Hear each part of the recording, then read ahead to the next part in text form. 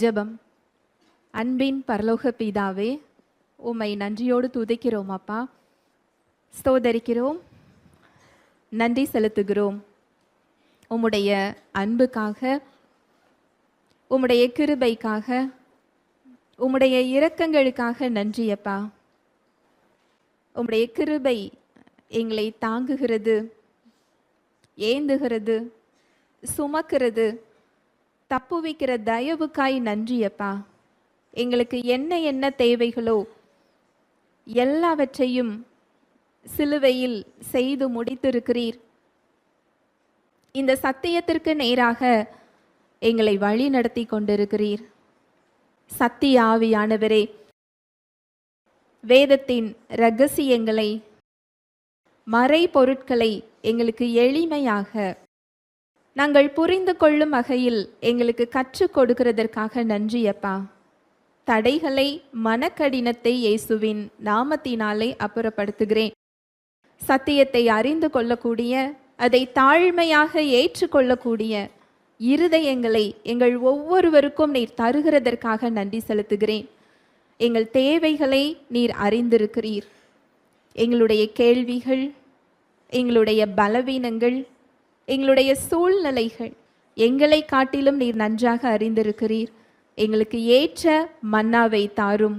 வார்த்தையாக நீர் கடந்து வருகிறதற்காய் நான் நன்றி செலுத்துகிறேன். உம்முடைய வார்த்தையை நீர் அற்புதங்களினாலும் அடையாளங்களினாலும் உறுதிப்படுத்துகிறதற்காய் நன்றி செலுத்துகிறேன். என்னை முழுமையாக அர்ப்பணிக்கிறேன். இயேசுவின் மூலம் ஜெபிக்கிறேன் நல்ல பிதாவே, ஆமேன். Price the Lord. ஹல்லேலூயா. நன்றி இயேசுவே. ஆண்டவராகிய இயேசு கிறிஸ்துவின் திரு இரத்தத்தை குறித்து நம்ம தியானிச்சுக்கிட்டு இருக்கிறோம். இயேசு கிறிஸ்துவின் இரத்தம் தேவனிடத்தில் என்ன செய்திருக்கிறது, மனிதர்களிடத்தில் என்ன செய்திருக்கிறது என்று சத்தியத்தின் அடிப்படையில் நாம் தியானித்து கொண்டிருக்கிறோம். ஆண்டவராகிய இயேசு கிறிஸ்துவின் இரத்தம் நம்மை பாவங்களற கழுவி தேவனோடு ஒப்புரவாக்கி இருக்கிறது.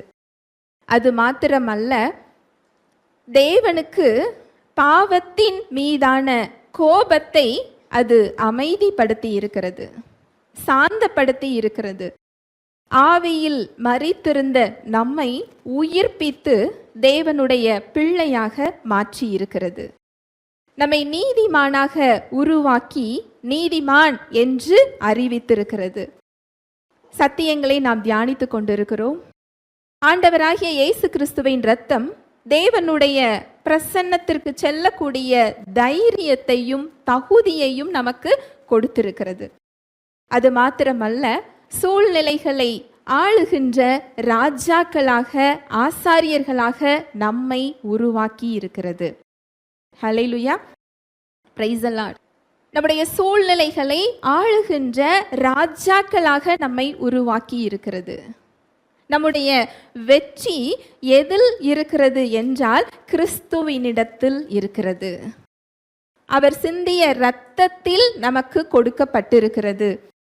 கிறிஸ்துவுக்குள் முற்றிலும் ஜெயம் கொள்ளுகிறவர்களாய் இருக்கின்றோமே என்று வசனம் சொல்லுகிறது. ரோமர் 5:17.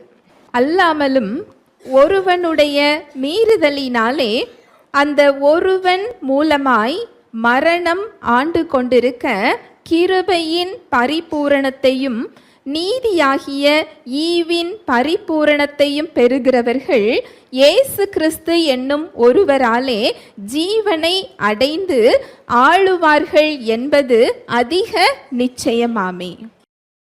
அவர் கொடுத்திருக்கின்ற கிருபையும் அவர் கொடுத்திருக்கின்ற நீதியும் நம்முடைய சூழ்நிலைகளை ஆளக்கூடிய ஜீவனை நமக்கு கொடுத்திருக்கிறது. ஹல்லேலூயா. Praise the Lord. நம்முடைய சூழ்நிலைகளையும் பலவீனங்களையும் குறைவுகளையும் நோய்களையும் இருளின் அதிகாரத்தையும் பிசாசின் வல்லமையையும் ஆளக்கூடிய ஜீவன். ஹல்லேலூயா. Praise the Lord. அவருடைய நாமத்தை நமக்கு கொடுத்திருக்கிறார். அவரது வார்த்தையை கொடுத்திருக்கிறார். ஆவியானவரை கொடுத்திருக்கிறார். அது மாத்திரமல்ல, சமாதானத்தை அவர் கொடுத்திருக்கிறார். ஹல்லேலூயா. Praise the Lord. இந்த சமாதானத்தை ஆண்டவராகிய இயேசு கிறிஸ்துவின் இரத்தத்தின் மூலமாக நாம் பெற்றிருக்கிறோம். நம்முடைய சூழ்நிலைகளை ஆளுவதற்கும் இந்த சமாதானத்திற்கும் என்ன சம்பந்தம் இருக்கிறது? இன்றைக்கு நாம் இதை தான் தியானிக்க போகிறோம். வாசிக்கலாம். யோவான் 14:27. சமாதானத்தை உங்களுக்கு வைத்து போகிறேன், என்னுடைய சமாதானத்தையே உங்களுக்கு கொடுக்கிறேன். உலகம் கொடுக்கிற பிரகாரம் நான் உங்களுக்கு கொடுக்கிறதில்லை. உங்கள் இருதயம் கலங்காமலும் பயப்படாமலும் இருப்பதாக. சமாதானத்தை உங்களுக்கு வைத்து போகிறேன், என்னுடைய சமாதானத்தையே உங்களுக்கு கொடுக்கிறேன். உலகம் கொடுக்கிற பிரகாரம் நான் உங்களுக்கு கொடுக்கிறது இல்லை. உங்கள் இருதயம் கலங்காமலும் பயப்படாமலும் இருப்பதாக. இந்த உலகத்தில் நமக்கு அவர் என்ன கொடுத்திருக்கிறாரா? சமாதானம். நமக்கு என்ன தேவை இருக்கு? நோயில விடுதலை தேவை, பிரச்சனைகள்ல வெற்றி தேவை, குறைவுகள் நிறைவாகணும், நமக்கு ஒரு நிம்மதி தேவை. ஆனால் ஆண்டவராகிய இயேசு கிறிஸ்து என்ன சொல்லுகிறார்? என்னுடைய சமாதானத்தையே நான் உங்களுக்கு வைத்துவிட்டு போகிறேன். நம்முடைய தேவை ஒன்றாக இருக்க அவர் கொடுத்திருக்கிறது எதை கொடுத்திருக்கிறாரா? சமாதானத்தை நான் தந்திருக்கிறேன். இது எப்பேற்பட்ட ஒரு சமாதானம்! இந்த சமாதானம் தான் நம்மை சூழ்நிலைகளில் ஆளச் செய்கிறவர்களாக மாற்றுகிறது. ஹல்லேலூயா, பிரைஸ் தி லார்ட். இந்த சமாதானம் உலகம் கொடுக்கிற பிரகாரம் இல்லை. உலகம் கொடுக்கிற சமாதானம் எப்படி இருக்கும்? நம்முடைய பிரச்சனைகள் முடிந்தால் ஒரு நிம்மதி நமக்கு என்ன செய்யும்? வரும். எவ்வளவு நேரம்? அடுத்த பிரச்சனை வருகிற வரைக்கும். அடுத்த பிரச்சனை எப்போ வரும்? அது சொல்லிட்டு என்ன செய்யாது? வராது. ஒரு பிரச்சனை இல்லை, அநேக பிரச்சனைகள் நம்ம என்ன செய்யும்? எதிர்கொள்ள நேரிடும். அப்படிதான் நம்ம உலகத்துல என்ன செஞ்சுக்கிட்டு இருக்கிறோம்? வாழ்ந்து கொண்டிருக்கிறோம். இந்த சமாதானம் பிரச்சனைகள் இல்லாததினால் வருகின்ற சமாதானம் இல்லை. ஒரு பெரிய வித்தியாசம் இருக்கு. இன்றைக்கு அநேக தேவைகளோட நீங்க இருக்கலாம், அநேக தேவைகள் சந்திக்கப்பட வேண்டி நீங்க வந்திருக்கலாம். எனக்கு இதுல சுகம் வேணும், விடுதலை வேணும், எனக்கு இதுல ஆசீர்வாதம் வேணும், எனக்கு இதுல நிம்மதி வேண்டும் என்று நீங்கள் காத்து கொண்டிருக்கலாம். அவருடைய வார்த்தை சொல்லுகிறது, நான் உங்களுக்கு எதை வச்சுட்டு போயிருக்கிறேன்? சமாதானத்தை வைத்து விட்டு போகிறேன். இது உலகம் கொடுக்கிற பிரகாரம் இல்லை. இதை ஒருவராலும் உங்களுக்கு என்ன செய்ய முடியாது? கொடுக்க முடியாது. நீங்க நினைக்கலாம், என் ரிப்போர்ட் மாறினா எனக்கு சமாதானம் வரும், என் குறைவுகள் நிறைவானா எனக்கு சமாதானம் வரும், என் கணவர் மாறினா வரும், என் மனைவி மாறினா வரும், என் உறவுகள் மாறினா வரும், என் கையின் பிரயாசம் ஆசீர்வதிக்கப்பட்டா வரும் என்று நீங்கள் வெளியே பார்த்து கொண்டிருக்கலாம். அதனால் உங்களுக்கு சமாதானத்தை என்ன செய்ய முடியாது? கொடுக்க முடியாது. நீங்க எந்த நபரை நோக்கி எனக்கு இவர் மாறினால் சமாதானம் வரும் என்று எதிர்பார்க்கிறீங்களோ அந்த நபரால், அந்த பதவியால், அந்த பணத்தினால், அந்த உலகத்தினால் உங்களுக்கு என்ன கொடுக்க முடியாது? சமாதானத்தை கொடுக்க முடியாது. சமாதானத்தை கொடுக்கிறவர் ஒருவரே, அவர் சமாதான பிரபு. ஹல்லேலூயா, பிரைஸ் தி லார்ட். அந்த சமாதானத்தை அவர் கொடுக்கிறதற்காக தான் அவர் வந்தார். இது உலகம் கொடுக்கிற பிரகாரம் இல்லை. இதை உலகத்தாரால் கொடுக்கவும் முடியாதா? உலகத்தாரால என்ன செய்ய முடியாதா? எடுக்கவும் முடியாதா? நம்முடைய பிரச்சனைகளினால், ஒரு மனிதரினால், சூழ்நிலைகளினால் நம்முடைய சமாதானம் போகுதுன்னு சொன்னா நம்ம இன்னும் அந்த சமாதானத்தை இன்னும் என்ன செய்யல? அனுபவிக்கவில்லை. ஹல்லேலூயா, பிரைஸ் தி லார்ட். நான் இந்த சமாதானத்தை உங்களுக்கு தருகிறதுனால உங்களுடைய இருதயம் என்ன செய்ய வேண்டாம்? கலங்காமலும் பயப்படாமலும் இருப்பதாக. இந்த சமாதானத்துல எனக்கு கொடுத்திருக்கிறதுனால நம்முடைய பயம், இருதயம் நம்மளை கலங்காம எப்படி இருக்க முடியும்? ஏனென்றால் இந்த சமாதானம் ஒரு ஆவிக்குரிய ஆயுதம். இந்த சமாதானம் என்னது? ஒரு ஆவிக்குரிய ஆயுதம். இது நம்மள அநேகருக்கு தெரியறது இல்லை. நம்ம நினைக்கிறோம், எனக்கு சமாதானம் வேணும், எனக்கு ஒரு விடுதலை வேண்டும், நான் தேவனிடம் கேட்டு அந்த விடுதலையை நான் பார்க்கும்போது எனக்கு சமாதானம் வரும், எப்போ என் பிரச்சனைகள் மாறும் என்று நம்முடைய கண்கள் எதை பார்க்குது? சூழ்நிலைகளை பார்க்குது, பிரச்சனையை பார்க்குது, தேவன் எப்பொழுது எனக்கு இதுல விடுதலையை தருவார் என்று அவரது வல்லமையை எதிர்பார்த்து கொண்டிருக்கிறது. ஆனா அவருடைய வார்த்தை என்ன சொல்லுகிறது என்றால், நான் உங்க பிரச்சனைகளுக்கு மத்தியில் எதை கொடுத்திருக்கிறேன்? சமாதானத்தை நான் தந்திருக்கிறேன். இந்த சமாதானம் தான் நீங்கள் நின்று கொண்டிருக்கின்ற ஆவிக்குரிய போர்க்களத்தில், ஆவிக்குரிய யுத்தத்தில் நீங்கள் ஆளுகை செய்வதற்கு உங்களை கொண்டு வரக்கூடிய ஒரு ஆவிக்குரிய ஆயுதமாக இருக்கிறது. Hallelujah, praise the Lord. இந்த சமாதானம் எனக்கு அவரிடத்திலிருந்து வருகிறது. அவருடைய சமாதானத்தை அது கொடுத்திருக்கிறது. ஆண்டவராகிய இயேசு கிறிஸ்து இந்த உலகத்தில் இருக்கும்போது எப்படி இருந்தார்? மாம்சத்தில் இருக்கும் பொழுது எப்படி இருந்தார்? ஏதாவது சூழ்நிலைகள் அவரை பாதித்ததா? இல்லை. அவர்தான் சூழ்நிலைகளை என்ன செய்தார்? ஆளுகை செய்தார். எந்த சூழ்நிலையும் அவர் என்ன செய்ய முடியல? மேற்கொள்ள முடியவில்லை. அதே சமாதானத்தை உங்களுக்கு நான் என்ன செய்கிறேன்? தருகிறேன். ஹல்லேலூயா, பிரைஸ் தி லார்ட். எபேசியர் 2:7. கிறிஸ்து இயேசுவுக்குள் நம்மை அவரோடே கூட எழுப்பி உன்னதங்களிலே அவரோடே கூட உட்காரவும் செய்தார். கிறிஸ்து இயேசுவுக்குள் நம்மை அவரோடே கூட எழுப்பி உன்னதங்களிலே அவரோடே கூட உட்காரவும் செய்தார். இந்த சமாதானம் நமக்கு எப்படி வருகிறது என்றால், கிறிஸ்துவுக்குள் நீங்கள் யார் என்பதை தெரிந்து கொள்கிறதினால் உங்களுக்கு என்ன செய்கிறது? வருகிறது. அவருடைய பிரசன்னத்தில் ஒரு சமாதானம் இருக்கு. ஆனால் அந்த பிரசன்னத்தை விட்டு நீங்க வெளியே போகும்போது அந்த சமாதானம் உங்களை விட்டு என்ன செஞ்சிடும்? போய்விடும். ஆனால் இந்த சமாதானத்தை அவர் வந்து வந்து போகிற விதமாக நமக்கு அவர் என்ன செய்யல? கொடுக்கல. எப்பொழுதுமே நமக்குள் இந்த சமாதானத்தை அவர் என்ன செய்திருக்கிறார்? கொடுத்திருக்கிறார். எப்பொழுதுமே இந்த சமாதானத்தை நாம் அனுபவிக்க வேண்டும் என்றால் சத்தியத்தை நாம் என்ன செஞ்சிருக்கணும்? அறிந்திருக்கணும். நமக்குள்ள இந்த சமாதானத்தை எப்படி வெளியே கொண்டு வருகிறதுங்கிறத நம்ம என்ன செஞ்சிருக்கணும்? தெரிந்திருக்க வேண்டும். நீங்கள் சத்தியத்தை அறிந்து கொள்ளும் போது உங்க சூழ்நிலைகள்ல ஆளுகின்ற சமாதானத்தை உங்களால என்ன செய்ய முடியும்? அனுபவிக்க முடியும். இந்த சமாதானத்திற்குள் நீங்கள் வரும் பொழுது சூழ்நிலைகளை ஆளுகிறவர்களாக உங்களால என்ன செய்ய முடியும்? மாற முடியும். இந்த வசனத்தை மறுபடி வாசிக்கலாம். கிறிஸ்து இயேசுவுக்குள் நம்மை அவரோடே கூட எழுப்பி உன்னதங்களிலே அவரோடே கூட உட்காரவும் செய்தார்.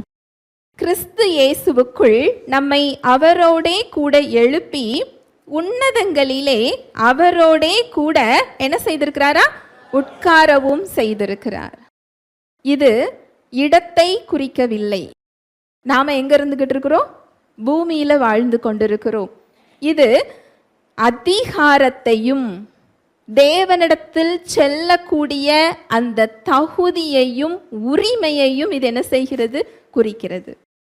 இயேசு கிறிஸ்து எப்படி பிதாவின் வலது பாரிசத்துல உட்கார்ந்து இருக்கிறாரோ அதே ஆக்சஸ், அதே வழி, அதே உரிமை நமக்கும் என்ன செய்யப்பட்டிருக்கு? கொடுக்கப்பட்டிருக்கிறது. இயேசு கிறிஸ்துவுக்கு என்ன அதிகாரம் இருக்கிறதோ அதே அதிகாரம் கிறிஸ்துவுக்குள் ஒரு விசுவாசிக்கு என்ன செய்யப்பட்டிருக்கு? கொடுக்கப்பட்டிருக்கிறது. இந்த வசனத்தோட பொருள் இதுதான். கிறிஸ்துவுக்குள், இயேசு கிறிஸ்துவுக்குள் நம்மை அவரோடே கூட எழுப்பி உன்னதங்களிலே அவரோடே கூட என்ன செய்தாரா?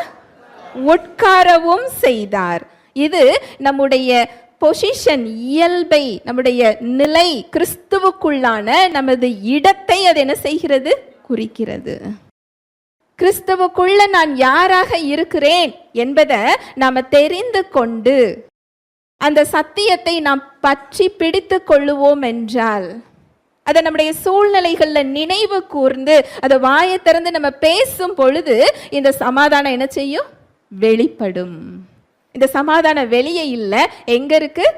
நமக்குள்ள இருக்கு. உட்காரவும் செய்தார் என்பது ஒரு இடம் அல்ல, கிறிஸ்துவுக்குள்ளான நமது நிலை, நமது இடம். அவருக்குள்ள நமக்கு இந்த ஸ்தானம் என்ன செய்யப்பட்டிருக்கு? கொடுக்கப்பட்டிருக்கிறது. அது மாத்திரம் இல்ல, இந்த உட்காரவும் செய்தார் என்பது பிசாசின் மேல் நமக்கு இருக்கின்ற அதிகாரத்தை இது என்ன செய்கிறது, சொல்லுகிறது. லூக்கா 10:19. இதோ சர்ப்பங்களையும் தேள்களையும் மிதிக்கவும் சத்துருவினுடைய சகல வல்லமையையும் மேற்கொள்ளவும் உங்களுக்கு அதிகாரம் கொடுக்கிறேன், ஒன்றும் உங்களை சேதப்படுத்த மாட்டாது. இதோ சர்ப்பங்களையும் தேள்களையும் மிதிக்கவும் சத்துருவின் சகல வல்லமையையும் மேற்கொள்ளவும் உங்களுக்கு அதிகாரம் கொடுக்கிறேன், ஒன்றும் உங்களை என்ன செய்யாது, சேதப்படுத்த மாட்டாது. சத்துருவின் ஒரு வல்லமையும் அவனது ஒரு கிரியையும் அவனது ஒவ்வொரு விளைவுகளும் நம்மளை என்ன செய்ய முடியாதா, சேதப்படுத்த முடியாது.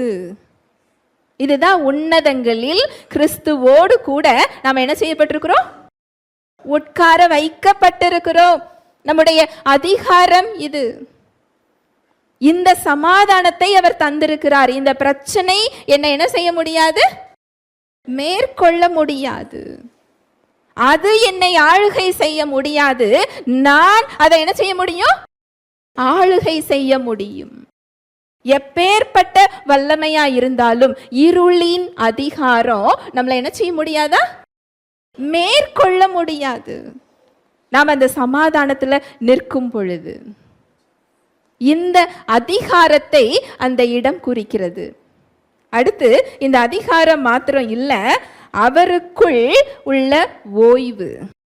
இதை நான் பெற்றுக்கொள்றதற்கு, தேவனுடைய வல்லமையை அனுபவிப்பதற்கு, இந்த சமாதானத்தை அனுபவிப்பதற்கு, இந்த சூழ்நிலைகளை மேற்கொள்வதற்கு நான் ஏதாவது செய்ய வேண்டுமா என்று போராட வேண்டிய அவசியம் இல்லை. அது கிறிஸ்துவுக்குள் செய்து முடிக்கப்பட்டாயிற்று. இதுதான் அந்த சமாதானம். நான் செய்கிறதற்கு ஒன்றுமில்லை. என்னை தேவன் ஏற்றுக்கொள்வதற்கோ, நான் சூழ்நிலைகளை மேற்கொள்வதற்கோ, பிசாசின் வல்லமையை மேற்கொள்வதற்கு எனக்கு இன்னும் அதிக வல்லமை வேண்டும் என்று சொல்வதற்கோ, நான் போராடுவதற்கோ, நான் அதை பெற்றுக்கொள்வதற்கோ, சம்பாதிப்பதற்கோ நான் எதுவும் செய்ய வேண்டியது இல்லை. இது எனக்கு பரிசாக என்ன செய்யப்பட்டிருக்கு, கொடுக்கப்பட்டிருக்கு. இதை நான் அறிந்து, நான் விசுவாசித்து அதில் செயல்பட்டால் போதும், இயல்பாகவே அந்த வல்லமை என்ன செய்ய ஆரம்பிக்கும், வெளிப்பட ஆரம்பிக்கும். இதுதான் ஓய்வு. ஏதேன் தோட்டத்துல ஆதாம் ஏவாள் சாப்பாட்டுக்காக கஷ்டப்பட்டாங்களா? இல்ல. நோயில சுகம் வேண்டும் என்று காத்து கொண்டிருந்தாங்களா? இல்ல. பிசாசை மேற்கொள்ளணும், எனக்கு அதிக வல்லமை வேண்டும் என்று பயந்து போயிருந்தாங்களா? இல்ல. ஏதாவது ஒரு தேவைக்காக எனக்கு இந்த தேவை எப்பொழுது சந்திக்கப்படும் ஆண்டவரேன்னு சொல்லி காத்துக்கிட்டு இருந்தாங்களா? இல்ல. அவர் படைத்த கிரியைகள்ல அவங்க ஓய்வில் இருந்தாங்களாம், அனுபவிச்சாங்களாம். அவர் எல்லாம் செய்து முடிக்கப்பட்ட அந்த இளைப்பாறுதல்ல அவங்க என்ன செஞ்சாங்களா, அனுபவித்தார்கள். இன்றைக்கு கிறிஸ்துவுக்குள்ளும் நமக்கு இந்த வாழ்வுதான் கொடுக்கப்பட்டிருக்கு. தேவனுடைய தயவையும், அவர் இரக்கத்தையும், அவரது அன்பையும், அவரது ஆசீர்வாதத்தையும், அதிக வல்லமை வேணும், அதிக அபிஷேகம் வேணும், நான் தேவன்கிட்ட அதிகமா இன்னும் நெருங்கி சொல்றதுக்கு நான் என்ன செய்ய வேண்டும் என்று நமக்கு தேவை இன்னும் அதிகம் என்று இல்லை. ஏற்கனவே அவர் கொடுத்த காரியத்துல நம்மை ஓய்வில் இருக்க அழைக்கிறார். நான் சொல்ல வர்றது புரியுதா? அதை அறிந்து கொண்டு அந்த அறிவு நமக்கு எதை கொடுக்கும், ஒரு விசுவாசத்தை கொடுக்கும்.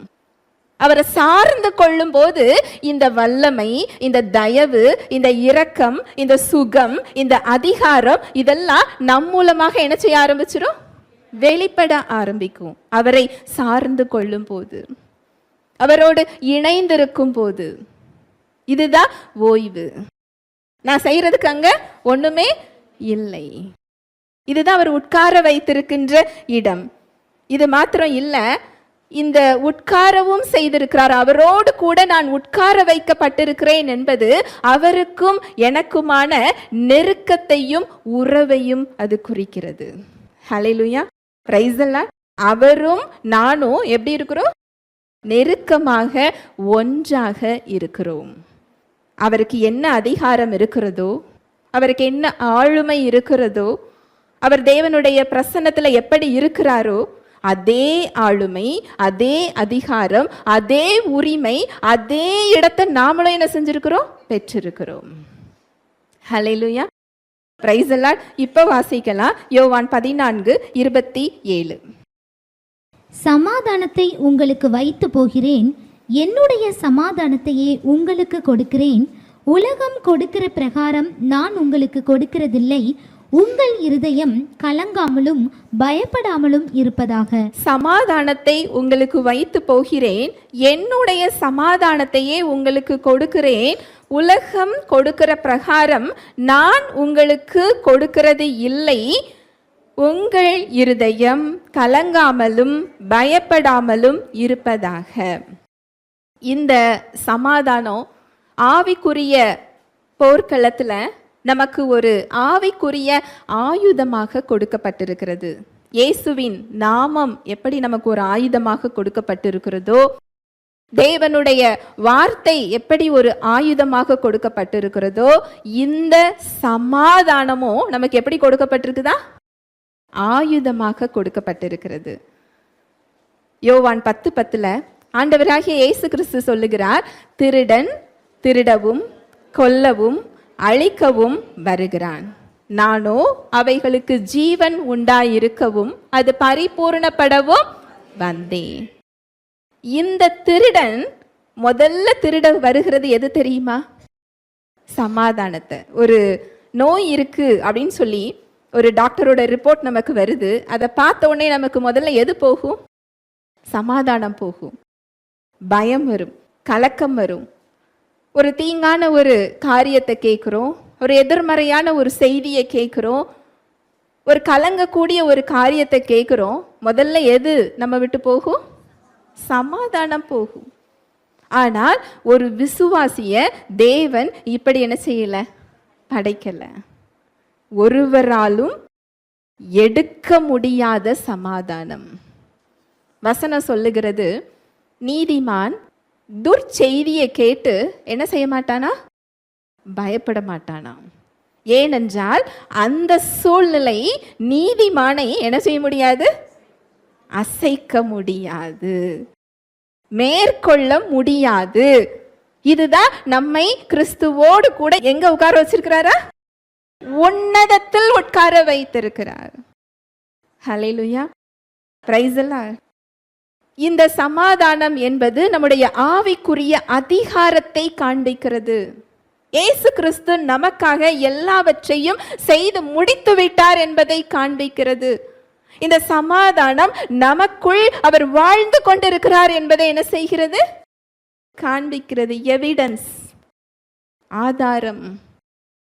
ஹல்லேலூயா, பிரைஸ் தி லார்ட். ஆனா நாம என்ன பண்றோம்? எனக்கு இந்த பிரச்சனை முடிஞ்சா எனக்கு என்ன வரும்? சமாதானம் வரும். எப்பொழுது இது முடியும், எப்பொழுது நான் இதை மேற்கொள்ளுவேன்னு சொல்லி நம்முடைய கண்கள் எதை பார்க்குது? பிரச்சனையே பார்க்குது. ஆனால் இந்த பிரச்சனைகளால் எடுக்க முடியாத ஒரு சமாதானத்தை இந்த போர்க்களத்துல ஒரு ஆவிக்குரிய ஆயுதமாக அவர் நமக்கு தந்திருக்கிறார். ஒரு போர்க்களத்துல போரிட வேண்டும் என்றால் நமக்கு என்ன தேவை? ஆயுதம் தேவை. அதுவும் எதிரிய மேற்கொள்ளக்கூடிய ஒரு ஆயுதம் தேவை. எதிரி பீரங்கியோட சண்டை போடும்போது நம்ம கத்தி வாளோட சண்டை போட முடியுமா? முடியாது. யார் ஜெயிப்பா? எதிரி எளிதாக ஜெயித்து விடுவார். அதுபோல இங்கு சாத்தான நம்ம ஜெயிக்கணும்னு சொன்னா அவனுடைய கிரியைகளை மேற்கொள்ள வேண்டும் என்றால் ஏற்கனவே கிறிஸ்துவுக்குள் நமக்கு என்ன கொடுக்கப்பட்டாயிற்று? வெற்றி கொடுக்கப்பட்டாயிற்று. துரைத்தனங்களையும் அதிகாரங்களையும் உரிந்து கொண்டு வெளியரங்கமான கோலமாக்கி அவைகளின் மீது சிலுவையில் வெற்றி சிறந்தார். இப்பொழுது நம்மை அவர் எந்த இடத்துல வைத்திருக்கிறார் என்றால் கிறிஸ்துவுக்குள்ளான அந்த வெற்றியை இந்த உலகத்தில் நம் வாழ்வில் செயல்படுத்துகின்ற இடத்தில் அவர் வைத்திருக்கிறார். இந்த வெற்றியை நம்ம செயல்படுத்த போகிறோமா, இல்லை என்றால் பேங்க் அக்கவுண்ட்ல போட்டு வச்சிருக்க போறோமா? யார் கையில இருக்கு? நம்ம கையில இருக்கு. அவருக்கு நம்ம ஒத்துழைப்பு கொடுக்கும் பொழுது, இந்த ஆவிக்குரிய ஆயுதத்தை நம்ம கையில எடுக்கும் பொழுது அந்த வெற்றியை செயல்படுத்துகிறவர்களாக நாம் இருப்போம். ஹல்லேலூயா, பிரைஸ் தி லார்ட். இந்த சாத்தானை நம்மளுக்கு எதிர்க்கிறதற்கு நம்ம பலத்துல நம்மளால என்ன செய்ய முடியாது, எதிர்க்க முடியாது. நமக்கு கிறிஸ்துவுக்குள் தான் வெற்றி கொடுக்கப்பட்டிருக்கிறதை தவிர நம் பலத்தில் இல்லை. Without Christ we are nothing. என்னை அல்லாமல் உங்களால் ஒன்று செய்ய கூடாது, முடியாது. நானே திராட்சை செடி, நீங்கள் கொடிகள். ஒருவன் என்னிலும் என் வார்த்தை அவனிலும் நிலைத்திருந்தால் அவன் மிகுந்த கனிகளை கொடுப்பான். என்னை அல்லாமல் உங்களால் ஒன்றும் செய்ய முடியாது. எப்படி ஒரு செடியில ஒரு கிளை இணைந்து இருந்தால்தான் அதனால கனி கொடுக்க முடியும், பூ பூக்க முடியும், காய் காய்க்க முடியும் இல்லையா? அது போல நமக்கு கிறிஸ்துவுக்குள் தான் இந்த அடையாளம், கிறிஸ்துவுக்குள் தான் இந்த ஸ்தானம், கிறிஸ்துவுக்குள் தான் இந்த அதிகாரம். சூழ்நிலைகளை ஆளக்கூடிய ஜீவன் நமக்கு எங்க இருக்குது? கிறிஸ்துவுக்குள்ள இருக்கு, நம்முடைய பலத்துல இல்ல. அதனாலதான் சாத்தான் என்ன பண்றான் அப்படின்னு சொன்னா, நம்முடைய பலத்தில் அவன் போராட வைக்கிறான். இதை நான் எப்படி செய்யறது, நான் எப்படி தேவன் கிட்ட போகிறது, இந்த சூழ்நிலையில நான் எப்படி மேற்கொள்றது, இதுல எப்படி நான் வெற்றியை பார்க்கிறது, இதை செய்யறதுக்கு நான் என்ன செய்ய வேண்டும்? அவனுடைய முதல் ஸ்ட்ராட்டஜியே, முதல் செயல்படுகின்ற முறையே நம் பலத்தில் நம்மை நிற்க வைப்பது. நம் பலத்தில் அவர் போராட சொல்லல, நமக்கு ஆவிக்குரிய ஆயுதங்களை கொடுத்திருக்கிறார். ஒரு போர்க்களம் நமக்கு உண்டு. ஒவ்வொருவரும் ஒரு போர்க்களத்தில் நின்று கொண்டிருக்கிறோம். நாம் உணர்ந்தாலும் உணரவில்லை என்றாலும், நம்பினாலும் நம்பவில்லை என்றாலும் நம்ம எங்க தான் இருக்கிறோம்? போர்க்களத்துல நின்று கொண்டிருக்கிறோம். இந்த போர்க்களத்துல நமக்கு போர் ஆயுதங்கள் கொடுக்கப்பட்டிருக்கு. இயேசு என்ற நாமம் கொடுக்கப்பட்டிருக்கு, அவரது வார்த்தை கொடுக்கப்பட்டிருக்கிறது. அதுல இன்னொரு ஆயுதம் சமாதானம். இந்த சூழ்நிலைகள்ல எது சமாதானத்தை எடுக்க வருகிறதோ நம்ம உடனே பாதுகாக்க வேண்டியது எங்க? சமாதானத்தை. இந்த சமாதானத்தை விட்டு நான் என்ன செய்யக்கூடாது? விலகக்கூடாது. அந்த சமாதானம் நமக்கு ஒரு அடைக்கலம், அந்த சமாதானம் ஒரு ஆயுதம், அந்த சமாதானம் நம்முடைய அதிகாரம் செயல்படும் இடமாக இருக்கிறது. நம்ம அதிகாரத்துல அவருடைய வல்லமை என்ன செய்கிறது? வெளிப்படுகிறது. எபேசியர் 1:3 வாசிக்கலாம். நம்முடைய கர்த்தராகிய இயேசு கிறிஸ்துவின் பிதாவாகிய தேவனுக்கு ஸ்தோத்திரம். அவர் கிறிஸ்துவுக்குள் உன்னதங்களிலே ஆவிக்குரிய சகல ஆசீர்வாதத்தினாலும் நம்மை ஆசீர்வதித்திருக்கிறார். நம்முடைய கர்த்தராகிய இயேசு கிறிஸ்துவின் பிதாவாகிய தேவனுக்கு ஸ்தோத்திரம். அவர் கிறிஸ்துவுக்குள் உன்னதங்களிலே ஆவிக்குரிய சகல ஆசீர்வாதத்தினாலும் நம்மை ஆசீர்வதித்திருக்கிறார். இந்த ஆசீர்வாதம் என்று சொன்ன உடனே நாம நினைக்கிறோம், பொருட்களை நினைக்கிறோம், வசதிகளை நினைக்கிறோம் இல்லையா? இதுல சொல்லப்பட்டிருக்கிற ஆசீர்வாதம் கிறிஸ்துதான் ஆசீர்வாதம். அது உலக பொருள் இல்ல. யாருதான்? ஏசு கிறிஸ்து தான். ஏன் தெரியுமா? இந்த ஆசீர்வாதம் blessing என்பதனோட அர்த்தம் என்ன தெரியுமா? இது ஒரு வார்த்தை இல்ல, இது ஒரு வாக்குத்தத்தம் இல்ல. இந்த blessing, இந்த ஆசீர்வாதம் என்பதுல தேவனோட வல்லமை இருக்கிறது. அவருடைய அத்தாரிட்டி, அவருடைய வல்லமை, ஆளுமை.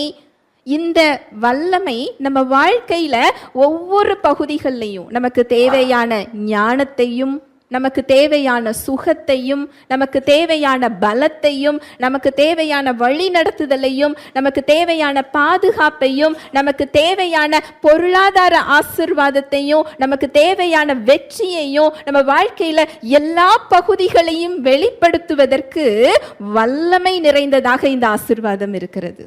அது ஒரு குறுகிய வட்டத்துல நம்ம என்ன செஞ்சுக்கிட்டு இருக்கிறோம்? பார்த்து கொண்டிருக்கிறோம். எல்லா பகுதிகள்லையும் அதை செயல்படுத்தக்கூடிய, எம்பவர் பண்ணக்கூடிய டிவைன் பவர் தான் ஆசீர்வாதம். ஹல்லேலூயா, பிரைஸ் தி லார்ட்.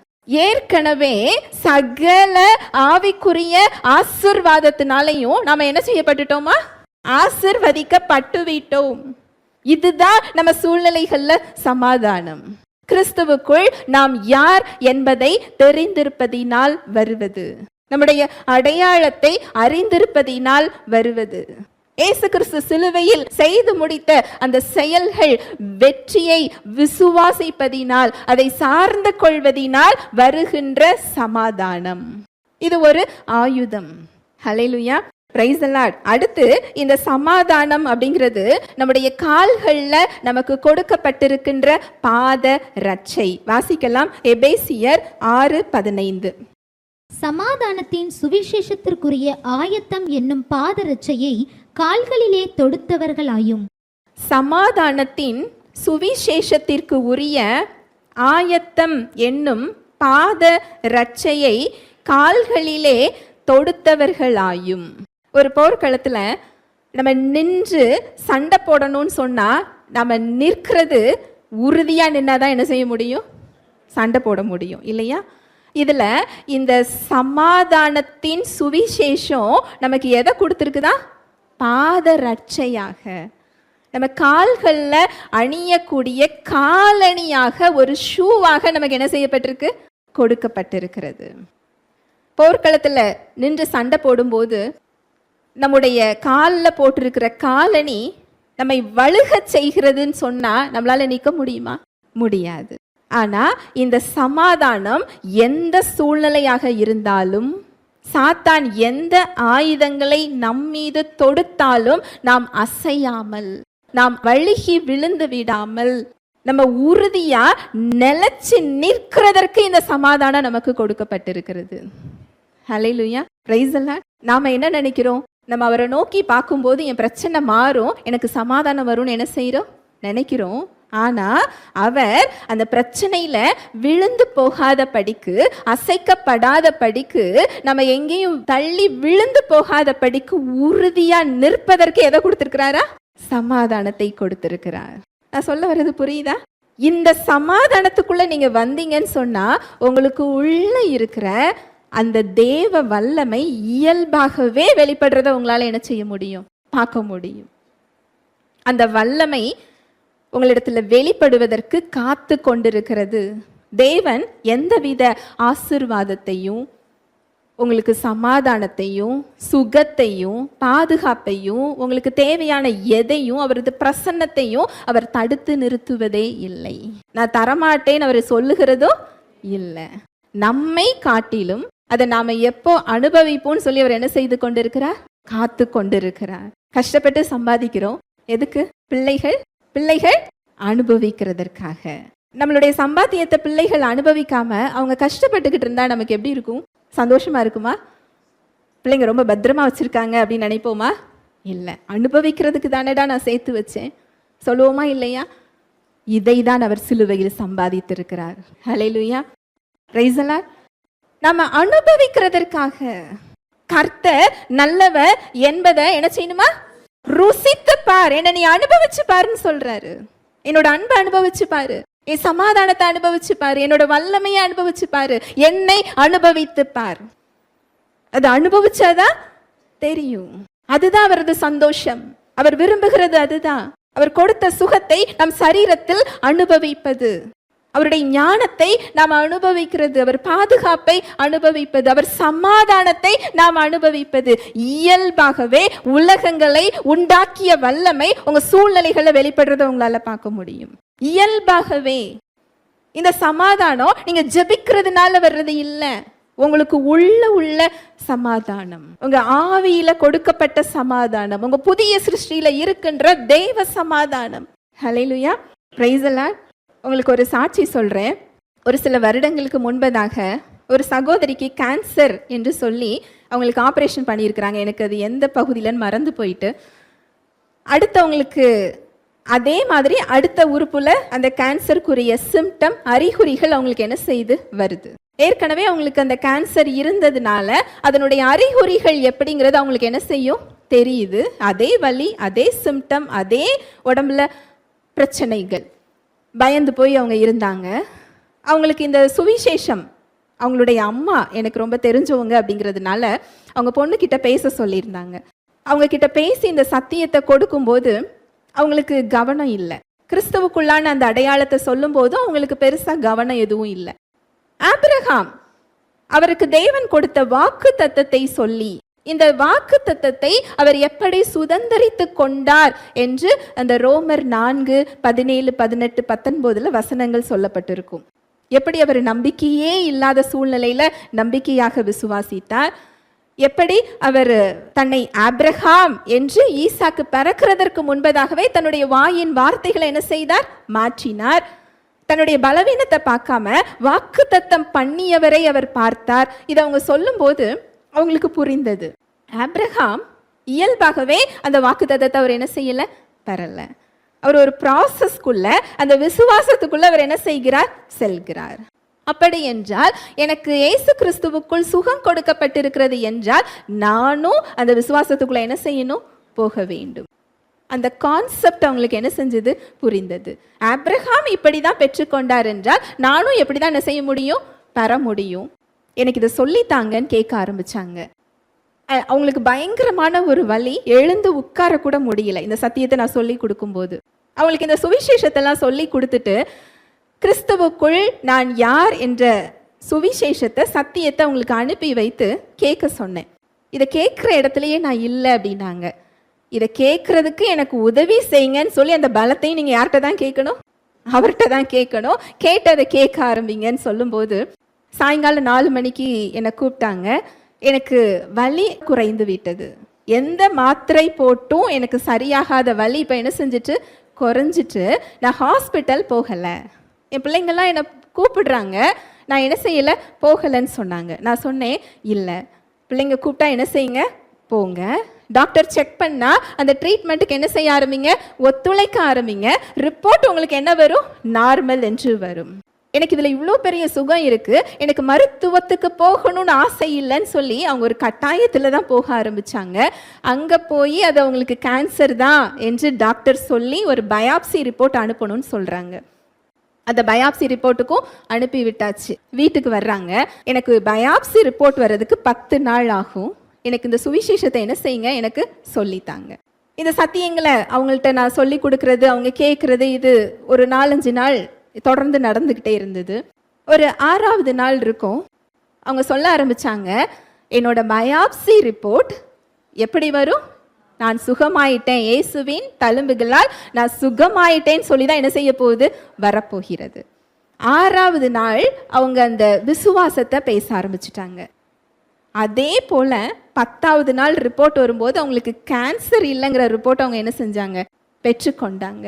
இந்த சாட்சி எனக்கு ரொம்ப அதிகமாக பிடித்த ஒரு சாட்சியாக இருந்தது. ஏனென்றால் அந்த 6வது நாள் தான் அவங்களோட ஒரிஜினல் வாய்ஸ் என்னங்கிறதே எனக்கு என்ன செஞ்சுது? தெரிஞ்சுது.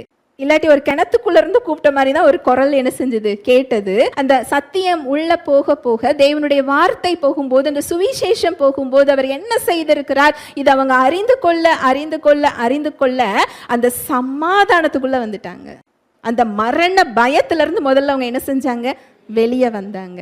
அவங்க எப்போ சமாதானத்துக்குள்ள வந்தாங்களோ ரிப்போர்ட் என்ன செய்யுது? நார்மல். இந்த ரிப்போர்ட் நார்மலா வர்றதுக்கு நம்ம எதுவுமே செய்ய வேண்டாம். நம்ம என்னதான் செய்யணும்? சமாதானத்துக்குள்ள போகணும். அந்த சமாதானத்துக்குள்ள போகிறதற்கும் அவர் எதை கொடுத்திருக்கிறார் என்றால் அவரது வார்த்தையை கொடுத்திருக்கிறார். ஏசாயா 26:3. உம்மை உறுதியாய் பற்றி கொண்ட மனதை உடையவன் உம்மையே நம்பி இருக்கிறபடியால் நீர் அவனை பூரண சமாதானத்துடன் காத்து கொள்வீர். ஏசாயா 26:3. உம்மை உறுதியாய் பற்றி கொண்ட மனதை உடையவன் உம்மையே நம்பி இருக்கிறபடியால் நீர் அவனை பூரண சமாதானத்துடன் காத்து கொள்ளுவீர். இந்த சமாதானம் பழைய உடன்படிக்கையில் வெளிப்புறமா இருந்தது. அந்த வெளிப்புறமா இருந்த அந்த சமாதானத்திலே அவங்க பெரிய பெரிய வல்லமை என்ன செஞ்சாங்க? பார்த்தாங்க.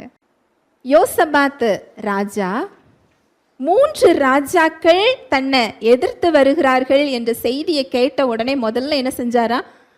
பயந்தார் என்று வேதம் சொல்லுகிறது. பயந்து நாட்டில் உள்ள மக்களை எல்லாம் உபவாசத்துக்கு என்ன செய்கிறார்? அழைக்கிறார். அழைத்து அவர் ஜெபிக்கிறார். அங்கு ஜெபிக்கும் பொழுதும் நான் என்ன செய்ய போறேன் அப்படிலாம் ஜெபிக்கல. தேவனுக்கு நன்றி கூறி ஜெபத்தை என்ன செய்வார்? சொல்லுவார். எங்களுக்கு இவ்வளோ பெரிய நன்மைகள் எல்லாம் செஞ்சிருக்கிறீங்க, நீங்க இவ்வளோ பெரிய வல்லமை உள்ளவர், நீங்க கொடுத்த இந்த சுதந்திரம், இந்த சுதந்திரத்தை அவங்க எப்படி பிடிக்க முடியும்? அதுக்கு அடுத்துதான் தன்னுடைய தேவையையே அவர் என்ன செய்வார்? சொல்லுவார். இந்த ஏராளமான கூட்டத்தை எதிர்க்கிறதுக்கு என்கிட்ட என்ன இல்லை? பலன் இல்லை. அதனால் எங்களுடைய கண்கள் யாரை பார்த்துக்கிட்டு இருக்கு? உங்களையே பார்த்துக்கிட்டு இருக்கு. அந்த தீர்க்கதரிசி மூலமாக பதில் வருகிறது, இந்த யுத்தம் உங்களுடையது அல்ல, இந்த யுத்தம் உங்களுடையது அல்ல அப்படின்னு சொன்ன உடனே யோசபாத் ராஜா என்ன பண்ணாரு? அமைதியா இல்லை, பாடகர் குழுவை கொண்டு போர் படைக்கு முன் வரிசையில் என்ன செய்கிறார்? விடுகிறார். ஒரு சமாதானம் இல்லாம இதை என்ன செய்ய முடியாது? செய்ய முடியாது. அங்க எதிரி நாட்டு இராணுவம் போர் தொடுத்தால் முதல்ல பாதிக்கப்படுறது யார் தான் பாதிக்கப்படுவா? பாடகர் குழு. அவங்களுக்கு போரிடவும் தெரியாது. என்ன ஒரு சமாதானம், என்ன ஒரு விசுவாசம்! அந்த உடன்படிக்கையில அவங்களுக்கு உள்ள தேவ சமாதானம் கிடையாது. நான் சொல்ல வர்றது புரியுதா? வெளிப்புற அபிஷேகம், பெரிய வெற்றி. அந்த 3 பேரும் ஒருவருக்கொருவர் சண்டை போட்டு என்ன செஞ்சிட்டாங்களா? ஓடி போயிட்டாங்க, இல்லாம போயிட்டாங்க. அது ஒரு வாக்குத்தத்தம். உனக்கு எதிராக ஒரு வழியா வந்தா அவங்க என்ன செய்வாங்களா? 7 வழியா ஓடி போவாங்க. நாம செய்ய வேண்டியது அவங்க எப்படி ஓடி போவாங்கன்னு சொல்லி பார்க்க வேண்டியது இல்ல, அது சமாதானத்துக்குள்ள போறது. இந்த இடத்துல நான் என்ன செய்ய போறது இல்ல? தோக்க போறது இல்ல. இதுல நான் தேவனோட தயவை சம்பாதிக்க தேவையில்லை. ஏற்கனவே எனக்கு கிறிஸ்துவுக்குள் என்ன செய்திருக்கிறார்? வெற்றியை கொடுத்திருக்கிறார். அந்த விசுவாசத்தோடும் சமாதானத்தோடும் நாம் நிற்கும் பொழுது எத்தனை சூழ்நிலை வந்தாலும் அதை ஓடி போக செய்கிற தேவ வல்லமை. நீங்க அவருடைய வல்லமையை எடுத்து வாசிச்சு பாருங்க. அவருடைய வல்லமையில எந்த குறையுமே கிடையாது. ஒன்றுமே இல்லாத இடத்துல உலகங்களை உண்டாக்கின அதே வல்லமை, வனாந்தரத்துல அந்த மக்களை போஷித்த வல்லமை, சாரிபாத்து விதவையோட வீட்டுல அந்த பஞ்ச காலம் முடிகிற வரைக்கும் அவங்களுடைய பானையில மாவு என்ன செய்யலையா? குறையல. அந்த கலசத்துல என்ன செய்யலையா? குறையல. அவர் மத்தேயுல சொல்றாரு, காட்டு புஷ்பங்களை நீங்க கவனிச்சு பாருங்க, அவைகளுக்கு எவ்வளவு அழகாக நான் உடுத்து வைக்கிறேன்னு சொல்றார். சாலமோன் ராஜா கூட அதை போல என்ன செய்யல? உடுத்து வைக்கல. சாலமோன் ராஜா யாரு? அவரை போல ஞானவானும் ஐஸ்வர்யவானும் அதுக்கு முன்னாடியும் இல்லை, அதுக்கு பின்னாடியும் இல்லை. அப்பேற்பட்ட ராஜா கூட காட்டு புஷ்பத்தை போல உடுத்தலையா? ஹல்லேலூயா, பிரைஸ் தி லார்ட். அவைகளை காட்டிலும் நான் உங்களை விசேஷித்தவர்களாக பார்க்கிறேன். காட்டு புஷ்பத்துக்காக அவர் மனுஷனா இறங்கி வரல. 2 காசுக்கு விற்கக்கூடிய அடைக்கலான் குருவிய பாருங்க, அதுல ஒன்று கூட பிதாவின் சித்தம் இல்லாம என்ன செய்யாது? கீழே விழாது. அவைகளை காட்டிலும் நீங்கள் விசேஷித்தவர்கள் அல்லவா? ஹல்லேலூயா, பிரைஸ் தி லார்ட். எந்த அடைக்கலான் குருவியும் சாப்பாடு இல்லைன்னு செத்து போறது இல்லை. ஆனா நீங்க ஏன் அஞ்ஞானிகளை போல நான் இதுக்கு என்ன செய்ய போறேன், அதுக்கு என்ன செய்ய போறேன், இதுக்கு என்ன பண்ண போறேன்னு ஏன் நீங்க புலம்பி திரியிறீங்கன்னு வேதம் கேக்குது. கவலைப்படுறதுனால ஒரு முழ உயரத்தை கூட்டவும் குறைக்கவோ முடியாது. அப்புறம் ஏன் கவலைப்படுறீங்க? வேதம் கேட்கிறது. அவரால் செய்யக்கூடாத காரியம் என்று ஒன்றுமே இல்லை. இவை எல்லாம் உங்களுக்கு தேவை என்று பரமபிதா அறிந்திருக்கிறார். பிரச்சனைக்கு மத்தியில முதலாவது நம்ம யாரை தேடணுமா? அவரை தேடும் பொழுது அந்த சமாதானம் இயல்பா வெளிப்பட ஆரம்பிக்கும். பஞ்சகாலம் முழுவதும் 1 வாரம் 2 வாரம் 1 மாசம் அப்படிலாம் இல்லை. எத்தனை நாளா? பஞ்சகாலம் முழுவதும் அன்றன்றுள்ள அப்பத்தை அவர் நமக்கு என்ன செய்யறாரா? இன்றைக்கு தருகிறார். நாம கேட்கறது எதை கேட்டுக்கிட்டு இருக்கிறோம்? என் தலைமுறைக்கும் எனக்கு அப்பம் வேணும். அதுதான் பிரச்சனை. அனுதினமும் அவரை சார்ந்திருக்க அவர் விரும்புகிறார். அவரை விசுவாசிச்சா போதும், அந்த சமாதானத்துல இருந்தா போதும், அவரது வல்லமை நம்ம வாழ்க்கையில வெளிப்பட காத்து கொண்டிருக்கிறது. அது சுகமா இருக்கலாம், ஆசீர்வாதமா இருக்கலாம், குறைவுகளா இருக்கலாம், பிரச்சனையா இருக்கலாம், பிசாசு போராட்டமா இருக்கலாம், எதுவா இருந்தாலும் சரி, அந்த வல்லமைக்கு முன்னால் எல்லாமே ஓடி போகக்கூடியது, மாறக்கூடியது, குறைவுகள் நிறைவாக கூடியது, மரித்தது உயிர்ப்பிக்க கூடியது. அந்த சமாதானத்தை நமக்கு ஒரு ஆயுதமாக அவர் கொடுத்திருக்கிறார். தானியேல சிங்க கெபிக்குள்ள தூக்கி போடுறாங்க. அங்க தானியேல் கத்துனாரா, கதறினாரா, புலம்புனாரா, அழுதாரா? இல்ல. எப்படி இருந்தாரா? சமாதானத்தோடு இருந்தார். அந்த சமாதானம் சிங்கங்களின் வாயை கட்டி போட்டது. சிங்கத்தோட இயல்பு என்ன நினைக்கிறீங்க? மனுஷனை பார்த்தா பார்த்துக்கிட்டேவா இருக்கும்? இல்லை. அதுவும் 1 வாரம் பட்னி போட்டு வச்சிருந்த சிங்கம். அங்க தானியேல் பக்கத்துல அமைதியா அது உட்கார்ந்து இருந்துதான். இயற்கையை மாற்றுகின்ற வல்லமை, இயற்கை விதிகளை மேற்கொள்ளக்கூடிய வல்லமை. இந்த சமாதானங்கிற ஆயுதத்துல நீங்க எடுத்து கையில வச்சு பாருங்க. இந்த சமாதானத்தை உங்க சிந்தனையில கொண்டு வந்து பாருங்க. புத்திக்கு எட்டாத மேலான சமாதானம். உங்க புத்திக்கே புரியாது, உங்க சூழ்நிலை எப்படிதான் இருக்கும், அப்படியே தான் இருக்கும். ஆனா அவரது சமாதானம் உங்க இருதயத்தை, சிந்தையையும் அதை என்ன செய்து கொள்ளுமா, காத்து கொள்ளும். ஒரு வீரரை போல, ஒரு இராணுவ வீரர் நம்முடைய நாட்டோட எல்கைகளை எதிரி நாட்டு வீரர்கள் வராதபடி அவங்க என்ன செய்வாங்க, பாதுகாப்பாங்க. அது போல இந்த சமாதானம் பயம், கலக்கம், கவலை, வருத்தம், பாரம், மற்ற காரியங்கள் எதுவுமே வராம நம்முடைய சிந்தனைகளை அது பாதுகாக்குதான். அதுதான் அதோட special. Hallelujah, praise the Lord. இப்பேற்பட்ட ஒரு ஆயுதத்தை அவர் கொடுத்திருக்கிறார். இந்த வசனத்தை வாசிக்கலாம். எபேசியர் 6:15. சமாதானத்தின் சுவிசேஷத்திற்குரிய ஆயத்தம் என்னும் பாதரட்சையை கால்களில் தொடுத்தவர்களாயும். இந்த சமாதானம் தேவன் கிறிஸ்துவுக்குள் உங்களை எப்படி பார்க்கிறார், கிறிஸ்துவுக்குள் என்ன கொடுத்திருக்கிறார், இயேசு கிறிஸ்து என்ன செய்து முடித்திருக்கிறார், தேவனிடத்தில் நாம் ஒப்புரவாக்கப்பட்டிருக்கிறோம், அவருடைய பிரசன்னத்தில் நிற்கக்கூடிய தகுதியை பெற்றிருக்கிறோம். அவருடைய அன்பை, சத்தியத்தை புரியலைன்னு சொன்னா இந்த சமாதானம் நமக்கு என்ன செய்யாது, கிடைக்காது. அதனாலதான் விசுவாசிகள் அநேகர் பிரச்சனையில எப்படி இருக்கிறோம், சமாதானம் இல்லாம. என்னோட அப்பா யாருன்னு தெரியாம என்ன செஞ்சுக்கிட்டு இருக்கிறோம். அப்பாவுக்கு நான் யாரு, எனக்கு என்ன இடம் கொடுத்துருக்கிறாரு நமக்கு என்ன செய்யல, தெரியல. நீ எப்ப வேண்டுமானாலும் என் பிரசன்னத்துக்கு என்ன செய், வா. இதை சொல்றவரு பெரிய விஐபி இல்ல, உலகத்தையே படைத்த ராஜாதி ராஜா, கர்த்தாதி கர்த்தா. அவரால் செய்ய முடியாதது எதுவுமே இல்லை. அவருடைய அன்பு முழுவதையும் அவர் நமக்கு கொடுத்திருக்கிறார். அவருடைய குமாரனுடைய ஜீவனையே நமக்கு கொடுத்து அவரது அன்பு இன்னதென்று சிலுவையில் என்ன செய்திருக்கிறார், காண்பித்திருக்கிறார். அவரோடு நான் ஒப்புரவாக்கப்பட்டு விட்டேன், அவரது பிள்ளையாக நான் மாற்றப்பட்டு விட்டேன். அவர் என் மீது கோபமாக இல்லை, என் மீது அவர் அன்பாக இருக்கிறார், என்னை நேசிக்கிறார், என்னோடு கூட அவர் இருக்கிறார், என் சார்பில் அவர் செயல்பட்டு கொண்டிருக்கிறார்.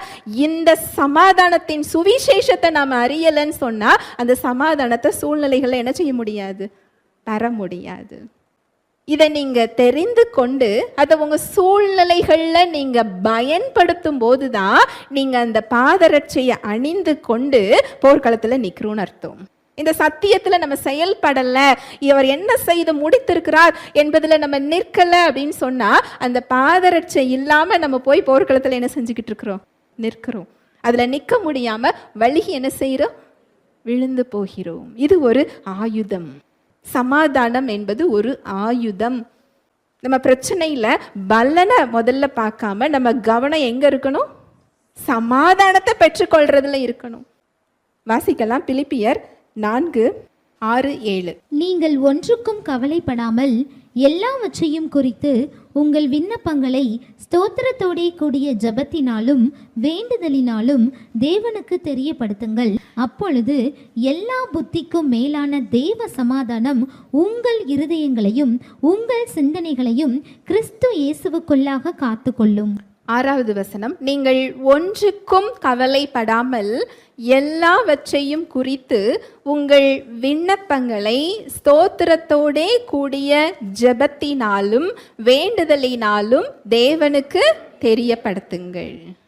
நீங்கள் ஒன்றுக்கும் கவலைப்படாமல் எல்லாவற்றையும் குறித்து. இதுல சின்ன காரியம் பெரிய காரியம்னு எதுவும் இல்லை. எனக்கு நாளைக்கு நான் ஒரு பிரச்சனைக்கு பதில் சொல்லியே ஆகணும், நான் அதை எப்படி நான் யோசிக்காம இருப்பேன் அப்படின்னு சொல்லி இதுல என்ன செய்யப்படலை, போடலை. இதுல இந்தந்த விஷயத்தெல்லாம் நீ யோசித்துக்கொள், இந்த விஷயத்தெல்லாம் என்கிட்ட கொண்டு வான்னு அவர் என்ன செய்யல, சொல்லல. ஒன்றுக்கும் கவலைப்படாமல். அது எப்பேற்பட்ட பிரச்சனையா இருந்தாலும் சரி, எதை குறிச்சும் நீங்க கவலைப்படாம எல்லாவற்றையும் குறித்து உங்கள் விண்ணப்பங்களை எப்படி நம்ம அவர்கிட்ட சொல்லணுமா, ஸ்தோத்திரத்தோடு கூடிய ஜெபம். ஸ்தோத்திரம்னா என்ன நினைக்கிறீங்க, நன்றி. நம்ம விண்ணப்பங்களை எப்படி சொல்லணுமா, நன்றியோடு சொல்லணுமா. நம்ம விண்ணப்பங்களை நம்ம தேவன்கிட்ட எப்படி சொல்லிக்கிட்டு இருக்கிறோம், எனக்கு எந்திரிச்சா நிற்க முடியல, நாளைக்கு நான் இவ்வளோ பேருக்கு இவ்வளோ கொடுக்க வேண்டியது இருக்குது, என் பிள்ளைங்க என் சொன்ன பேச்சு கேட்கல, நான் படுற கஷ்டம் உங்களுக்கு புரியுதா, என் சூழ்நிலை உங்களுக்கு புரியுதா? தேவனுக்கு புரிய வைக்க என்ன செஞ்சுக்கிட்டு இருக்கிறோம்? முயற்சி செய்து கொண்டிருக்கிறோம். உங்களை காட்டிலும் நம்முடைய சூழ்நிலைகளை அவர் அதிகம் அறிந்தவர், நன்கு அறிந்தவர். இந்த சாண்ட்விச் பார்த்துருக்குறீங்களா? 2 பிரெட்டுக்கு இடையில ஸ்டஃப் வச்சுருப்பாங்க. அது வெஜிடபிள்ஸோ சிக்கனோ நடுவில் என்ன செஞ்சுருப்பாங்க? வச்சுருப்பாங்க. அதுபோல் நன்றிகளுக்கு நடுவில் நம்முடைய தேவைகளை சொல்லுவது. நம்முடைய ஜெபம் இப்படி தான் என்ன செய்யணும்? இருக்கணும். எதுக்கு நன்றி? எனக்கு ரிப்போர்ட் இப்படி வந்திருக்கு, அதுக்கு நான் நன்றி சொல்லவா? நாளைக்கு இவ்வளோ கடன் கெட்ட வேண்டியது இருக்குது, அதுக்கு நன்றி சொல்லவா? இத்தனை பிரச்சனையை முன்னாடி கோலியாத்து நின்று கர்ஜித்துக்கிட்டு இருக்கிறாங்க, இதுக்கு நன்றி சொல்லவா? நன்றி எதுக்கு சொல்கிறாரு? பிரச்சனை இருப்பதற்காக இல்லை, பிரச்சனைக்கு மத்தியில் நாம் தனியாக இல்லை.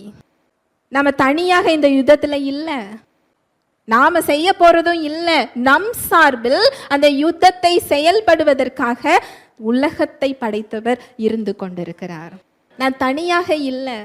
ஏற்கனவே கிறிஸ்துவுக்குள் எனக்கு வெற்றி கொடுக்கப்பட்டிருக்கிறது.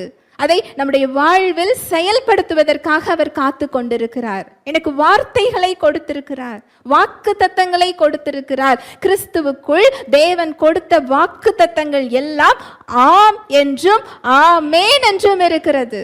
எந்த வாக்கு தத்தத்தையும் அவர் நமக்கு கொடுக்காமல் அவர் நிறுத்தி வைக்கவில்லை, தடுத்து வைக்கவில்லை. எல்லாவற்றிற்கும் எஸ் பெற்றுக்கொள், தடை நீங்கியது. இயேசு கிறிஸ்துவின் ரத்தம் இதை தான் செய்து முடித்திருக்கிறது. அவர் கொடுத்திருக்கிற எல்லா வாக்கு தத்தங்களுக்கும் ஆம் என்று தேவன் என்ன செஞ்சிட்டாரா? பதில் அளிச்சிட்டாரு. நம்மளோட பங்கு என்ன அப்படின்னு சொன்னா ஆமேன் என்று என்ன செய்யணுமா? பெற்றுக்கொள்ளணுமா? ஹல்லேலூயா, பிரைஸ் தி லார்ட். பிரச்சனைக்கு மத்தியில நம்ம தனியா இல்லை. அவர் என்ன செய்து முடித்திருக்கிறார், அதற்காக நன்றி சொல்லிட்டு நீங்க உங்க பிரச்சனையை ஸ்டார்ட் பண்ணுங்க. உங்களுக்கு வாயில பிரச்சனையே என்ன செய்யாது? வராது. மனுஷனோட வீக்னஸ் என்ன தெரியுமா? நமக்கு எப்பவுமே செய்த நன்மைகளை நினைவுக்கு கொண்டு வர முடியாது. ஒருத்தங்க எவ்வளவுதான் நல்லது செஞ்சாலும் அவங்க குறை தான் நமக்கு எப்படி தெரியும்? பெருசா தெரியும். அதே போல நம்ம தேவனை என்ன செஞ்சுக்கிட்டு இருக்கிறோம்? பார்த்துக்கிட்டு இருக்கிறோம். அவர் செஞ்ச நன்மைகள் நமக்கு தெரியல. இலவசமா நமக்கு காற்றை சுவாசிக்க கொடுத்துருக்கிறாரு. நீங்க ஹாஸ்பிட்டல் போய் பாருங்க, ஒரு நாளைக்கு ஐஸ் யூனிட்ல இருந்தா அந்த சிலிண்டர் மாற்றுறதுக்கு எவ்வளவு தெரியுமா? ஆனா இலவசமாக நமக்கு என்ன செய்திருக்கிறார்? கொடுத்திருக்கிறார். இப்போ வரைக்கும் நம்மளை காத்து வழி நடத்தி கொண்டிருக்கிறார். நம்ம தேவைகளை சந்தித்து கொண்டிருக்கிறார். நம்மை பலப்படுத்தி கொண்டிருக்கிறார். இதுக்கெல்லாம் நன்றி சொல்லும் போது, இதுல என்னை காத்த தேவன் இனியும் என்ன செய்வார்? காப்பார். இதுல என்னை வழி நடத்தின தேவன் இனியும் வழி நடத்துவார். அதே வல்லமையுள்ள தேவன் இதுலயும் அந்த வல்லமை என்ன செய்வார்? வெளிப்படுத்துவார். நன்றி சொல்லி உங்க தேவைகளை சொல்லும் போது அடுத்த வசனம் சொல்லுது பாருங்க, 7வது வசனம். அப்பொழுது எல்லா புத்திக்கும் மேலான தேவ சமாதானம் உங்கள் இருதயங்களையும் உங்கள் சிந்தைகளையும் கிறிஸ்து இயேசுவுக்கு உள்ளாக காத்து கொள்ளும். நீங்க நன்றி சொல்லும் போதுதான் உள்ள தேவ சமாதானம் இங்க என்ன செய்யும்? வெளிப்படும். ஏன் அது வெளிப்படாம இருக்கு? நம்ம வாயில நன்றி வரல, என்ன வந்துகிட்டு இருக்கு? பிரச்சனை, குறை, நம்முடைய தேவைகளை சொல்றது. நான் இயேசுவின் தலைமைகளால் சுகமானேன்னு சொல்லிட்டு எனக்கு இன்னும் மாறலையே. என் தேவன் தம்முடைய ஐஸ்வர்யத்தின்படி என் குறைவுகளை எல்லாம் நிறைவாக்கினார். எனக்கு இவ்வளோ பிரச்சனை இருக்குதே. நான் கிறிஸ்துவுக்குள் நான் முற்றிலும் வெற்றி சிறந்தவனாக இருக்கிறேன்னு சொல்லிட்டு என்னால் இது முடியுமா? முடியாதா? இதனால தான் அந்த சமாதானம் அங்கே தடப்பட்டு என்ன செய்து கொண்டிருக்கு? நின்று கொண்டிருக்கிறது. நன்றி சொல்ல சொல்ல அந்த கிணற்றுக்குள்ள உள்ள தண்ணீரை ஒரு வாளியில வெளியில கொண்டு வருவோம் இல்லையா? அதுபோல நீங்க நன்றி சொல்லும் போது எல்லா புத்திக்கும் மேலான தேவ சமாதானம் உங்க ஆவியிலிருந்து உங்க சிந்தனையில பரவுறத உங்களால பார்க்க முடியும். இதை பெற்றுக்கொள்றது வேற எங்கேயும் இல்லை, நம்ம வாயில தான் இருக்கு. ஹல்லேலூயா, பிரைஸ் தி லார்ட். நம்ம எதை பார்க்குறோம், எதை ஃபோக்கஸ் பண்ணுறோம், எதை பேசுகிறோம், இதுதான் இந்த சமாதானத்தை கொண்டு வர்றதும் தடுக்கிற இடமுமாக இருக்கிறது. எல்லா புத்திக்கும் மேலான தேவ சமாதானம். அப்படி என்றால் உங்கள் பக்கத்தில் இருக்கிறவங்களுக்கு புரியாது, உங்களுக்கே என்ன செய்யாது? புரியாது, எதுவும் சேஞ்ச் ஆயிருக்காது, எதுவும் மாறி இருக்கிறாது. நமக்கு அந்த சமாதானம் நம்ம சிந்தனைகளை என்ன செய்யும்? நிறைக்கும். நமக்குமே புரியாது, இதுல எனக்கு பயம் இல்லையே, இதுல எனக்கு கலக்கம் இல்லையே. அவங்களுக்கு இருக்கிற அதே பிரச்சனை, அவங்க அழுது புலம்பிக்கிட்டு இருக்கிறாங்க. ஆனா எனக்கு என்னல்ல, பயம் இல்லை, எனக்கு கலக்கம் இல்லை. ஏனென்றால் அந்த சமாதானம் ஒரு இராணுவ வீரரை போல பயத்திலிருந்து, கவலையிலிருந்து, பாரத்திலிருந்து, வருத்தத்திலிருந்து, கோபத்திலிருந்து, மன்னியாமையிலிருந்து, எல்லாவற்றிலிருந்தும் நம்முடைய சிந்தனை என்ன செய்யுமா? பாதுகாத்து கொள்ளும். இந்த இதில் இருக்கும் பொழுது உங்கள் உடம்புல உள்ள சுகர், ப்ரெஷர், கொலஸ்ட்ரால் எல்லாம் என்ன செஞ்சிடும்? மாறிவிடும். உள்ள தேவ சுகம் வெளிப்பட ஆரம்பிக்கும். ஹல்லேலூயா, பிரைஸ் தி லார்ட்.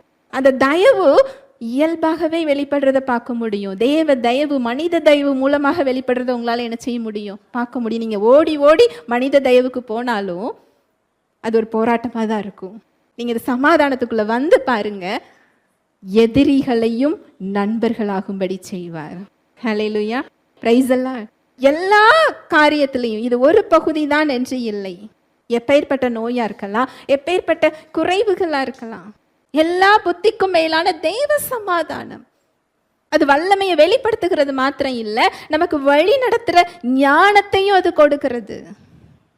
நம்மள அநேக பேருக்கு சுகத்துக்காக நம்ம காத்துக்கிட்டு இருக்கிறோம். ஆனால் சுகத்தை தடுக்கக்கூடிய நிறைய காரியத்தை நம்ம செஞ்சுக்கிட்டு இருப்போம். எதெல்லாம் சரி பண்ணணுங்கிற ஞானத்தையும் அது என்ன செய்து கொடுக்குது. அதுபோல் பொருளாதார பிரச்சனையில் நமக்கு ஆசீர்வாதம் வேணும்னு சொல்லி கேட்போம். ஆனால் அதில் நமக்கு கரெக்டான முறையில் செயல்பட தெரியாமல் என்ன செஞ்சுக்கிட்டு இருப்போம்? நின்று கொண்டிருப்போம்.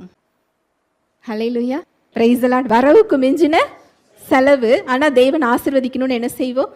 கேட்போம்.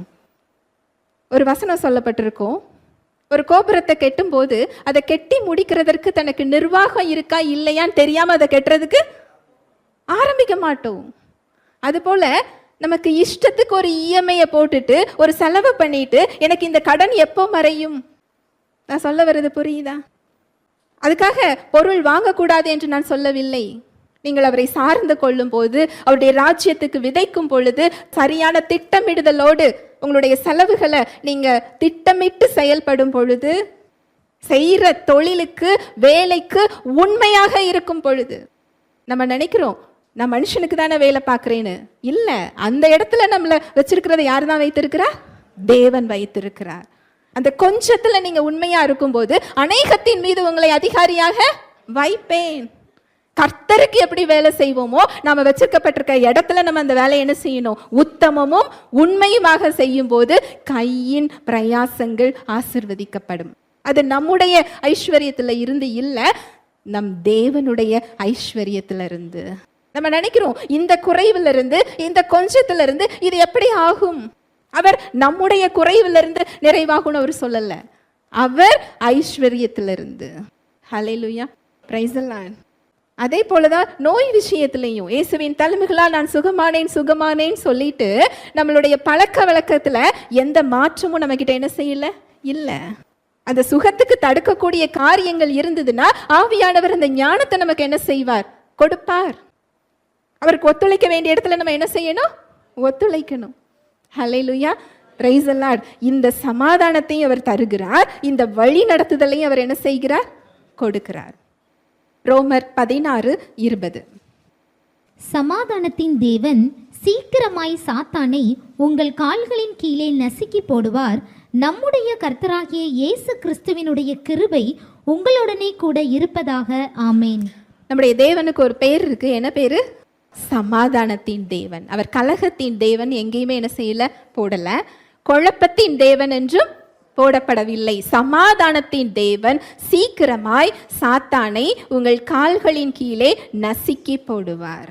நீங்க அந்த சமாதானத்துல இருக்கும்போது, புத்திக்கு எட்டாத அந்த மேலான தேவ சமாதானத்துல இருக்கும்போது, ஏற்கனவே சிலுவையில் கொடுத்த அந்த வெற்றியை உங்கள் வாழ்வில் அவர் செயல்படுத்துகிறவராக இருக்கிறார். சாத்தானையும் அவனுடைய குறைவுகளையும் அவனுடைய கிரியைகளையும் உங்கள் வாழ்க்கையில் அவன் வச்சிருக்கிற பிரச்சனைகளையும் உங்களுடைய கால்களுக்கு கீழாக்குறாரா? அது தேவனுடைய வல்லமை, அது நம்முடைய வல்லமை இல்லை. இந்த சமாதானம் என்பது ஒரு ஆவிக்குரிய போர் ஆயுதம். நம்ம பிரச்சனைகளில் நம்ம பிரச்சனை எப்போ சரியாகிறதுன்னு இல்லை, உடனே என் சமாதானத்தை நான் திருடு போக என்ன செய்யக்கூடாது, விடக்கூடாது. எனக்கு ஒரு பலவீனம் வருதா, உடனே ஓடி போய் நான் அந்த சமாதானத்துக்குள்ளே என்ன செய்யணும், போகணும். மனுஷங்க மூலமாக பிரச்சனை வருதா, அவங்கள தேவ அன்பை கொண்டு மன்னிக்கிறேன், தேவனோடு ஒப்புரவாகிட்டு உடனே சமாதானத்துக்குள்ளே என்ன செய்யணும், போகணும். வாழ்க்கையில் ஒரு பிரச்சனை வருதா, அந்த சமாதானத்துக்குள்ளே போகணும். இந்த சமாதானத்துக்குள்ளே போகிறதுங்கிறது நம்ம பொறுப்பு இல்லாமல் சும்மா இருக்கிறதுங்கிற அர்த்தம் இல்லை, நிச்சயத்தோடு நம்முடைய அத்தாரிட்டியை பயன்படுத்துகிறோன்னு அர்த்தம். ஹல்லேலூயா, பிரைஸ் தி லார்ட். இந்த சூழ்நிலையில் நான் செயல்படாமல் இருக்கிறதா, அப்போ என்னோட பங்குன்னு ஒன்றுமே இல்லையா, இதில் நான் செயல்படணுமே, நான் சமாதானத்தில் இருக்கிறேன்னு சொன்னால் ஒரு பொறுப்பில்லாத தன்மை ஆகாதா? நிறைய பேர் என்கிட்ட இதை கேட்பாங்க. இல்லை இல்லை, அப்படி பொருள் அல்ல. நீங்கள் சும்மா இருக்கிறது அப்படின்னு சொன்னால் நீங்கள் பொறுப்பு இல்லாமல் இருக்கிறீங்கன்னு அர்த்தம் இல்லை. சமாதானத்தில் இருக்கிறது பொறுப்பில்லாத செயல் அல்ல, நிச்சயத்தோடு உங்களது ஆவிக்குரிய அத்தாரிட்டியை, அதிகாரத்தை நீங்கள் பயன்படுத்தி கொண்டிருக்கிறீர்கள் என்று அர்த்தம். ஹல்லேலூயா, பிரைஸ் தி லார்ட். இப்பேற்பட்ட சூழ்நிலைகளை ஆளக்கூடிய ஜீவனை, அந்த ஆளக்கூடிய சமாதானத்தை இயேசு கிறிஸ்துவின் இரத்தம் நமக்கு கொடுத்திருக்கிறது. ஜெபிக்கலாம். அன்பின் தகப்பனே, நன்றி செலுத்துகிறோம் அப்பா, உம்முடைய அன்புக்காக, உம்முடைய கிருபைக்காக, உம்முடைய இரக்கங்களுக்காக நன்றி அப்பா. உம்முடைய கிருபை பெரியது, உம்முடைய இரக்கம் மகா பெரியது தகப்பனே, நன்றி செலுத்துகிறோம். இயேசு கிறிஸ்துவின் இரத்தம் எங்களை பாவங்களற கழுவி எங்களை நீதிமானாக்கி இருக்கிறது. எங்களுடைய சூழ்நிலைகளை ஆளக்கூடிய ஜீவனை எங்களுக்கு கொடுத்திருக்கிறது. எல்லா புத்திக்கும் மேலான தேவ சமாதானத்தை, ஆவிக்குரிய போர் ஆயுதத்தை எங்களுக்கு கொடுத்திருக்கிறது. சூழ்நிலைகளை ஆளக்கூடிய போர் ஆயுதத்தை எங்களுக்கு கொடுத்திருக்கிறது என்ற சத்தியத்திற்காக நன்றியப்பா. வந்திருக்கிற ஒவ்வொருவரையும் உடைய கரத்தில் தருகிறேன். என்ன தேவையில் வந்தார்களோ அவர்களுக்கு ஏற்ற மன்னாவை நீர் கொடுத்ததற்காக நன்றி.